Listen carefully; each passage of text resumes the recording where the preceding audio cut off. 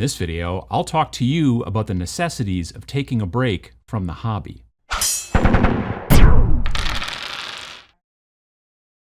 Hobbies are supposed to be fun and enjoyable pastime, if you will. Literally, the definition is an activity done regularly in one's leisure time for pleasure.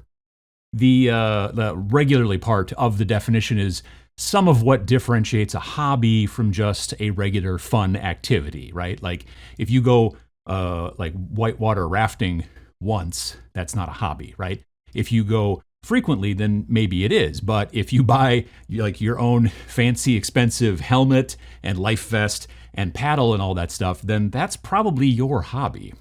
As most of you know, most hobbies can get pretty expensive if you let them. Life as an adult can be difficult. If you're an adult, and if my YouTube analytics are right, then you very probably are an adult, then you know this to be true. It's the kind of big problem with being an adult, right? There are plenty of crappy, responsible adult things that you need to do pretty much every day, right? However, when you do get some free time, some leisure time, then hopefully you can do your hobby activity for pleasure. That's the role of hobbies in our life. Unfortunately, there may be times in your life as an adult that you'll need to focus more on other stuff and won't have as much or potentially any leisure time for hobbies. Maybe you need to get a second job, right? Or you need to take care of a parent, or you have some other major home repairs or whatever. These other responsibilities take away your time to hobby, but hopefully only for a short time. It's generally better for a person's mental health to have some free time to relax and enjoy themselves, and I generally think the wargaming hobby is great for this.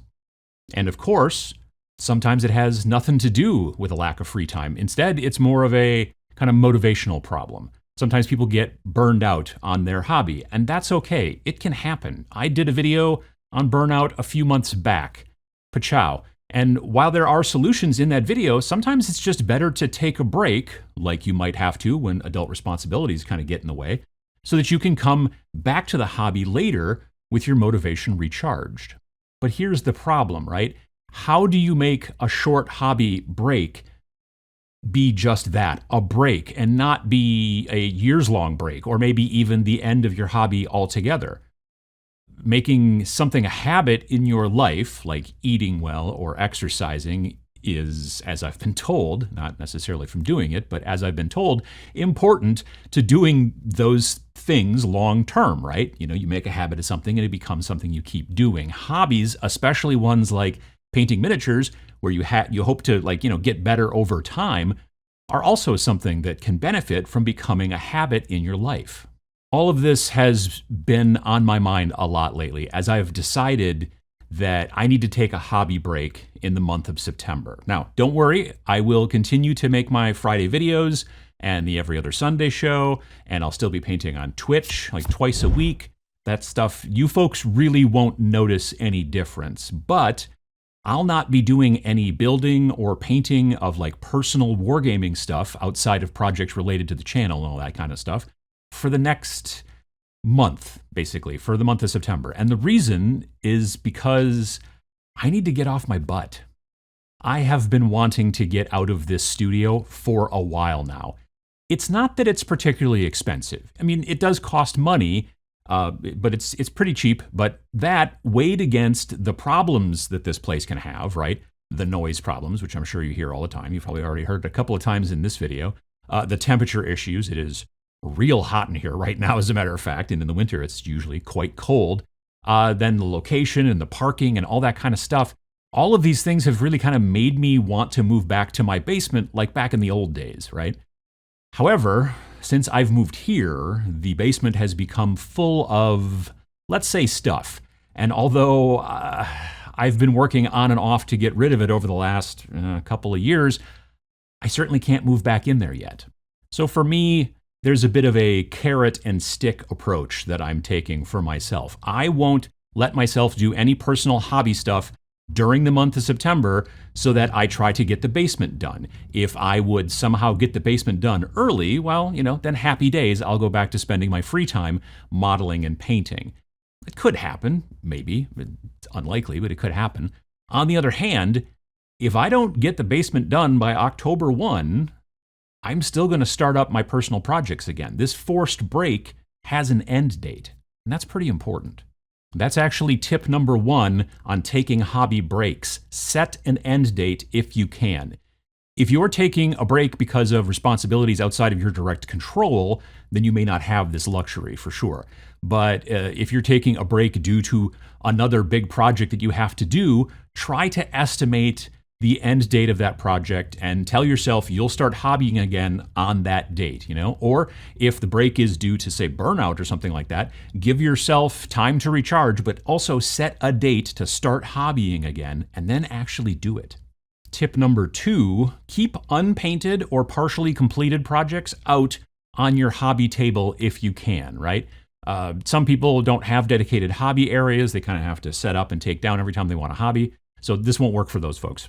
But if you have some sort of dedicated hobby desk or bench or whatever, keep some projects out there and visible during your break, because out of sight is out of mind, and you don't want the hobby to be out of mind during your break, right? Like you want to keep walking by and going, oh yeah. Maybe some finished projects too, potentially, if just to kind of like remind you of what you're looking to do when your break is over. And then there's tip number 3. When you start again after your break, if you're not absolutely just raring to go, right, maybe try to sort of ease back into it. In some of my hobby motivation videos, I talk about, just doing one thing. Just paint the boots on just one model and then see how your motivation is, right? Maybe you'll stop. You paint those boots, mission accomplished, there you go, and you're done for now. Or maybe you'll decide, well, I'm sitting here, I got the lights set up, I got the brush wet, I might as well decide to start working on painting the pants as well, and then also the belt, and then, and then so on, and then all of a sudden you're rolling. But if that doesn't work, jumping hugely, back into a big project after a break might not be great for you. So, again, ease back into it. And tip number 4, if the responsibilities that are making you take the break, if they give you some unexpected free time and you're not burned out, if it's more of a, I'm taking the break because I have to do other things versus I'm taking a break because I'm burned out, right? If you get that extra free time that's unexpected, take advantage of it, right? If you're taking a break because you need to do a huge landscaping project for your house or something like that, you've been putting it off, and you start working on it, and you're going to be like, until this is done, I can't hobby. And then it rains like a whole bunch for a couple of days, and you can't landscape while that's going on because it's all mud and gross and whatever. Well, then take that free time to paint and keep up your motivation. Or if your project kind of gets done early, like I'm going to set this aside until I get this done, and then I got it done earlier than I thought, hooray, then take advantage and get back to your hobby that you enjoy. If you don't need the break, then that's great. I'm sure you know someone, and maybe that someone might be you, who took a break from their wargaming hobby, and then that break stretched on for years before they got back into it, or may even still be going on today, right?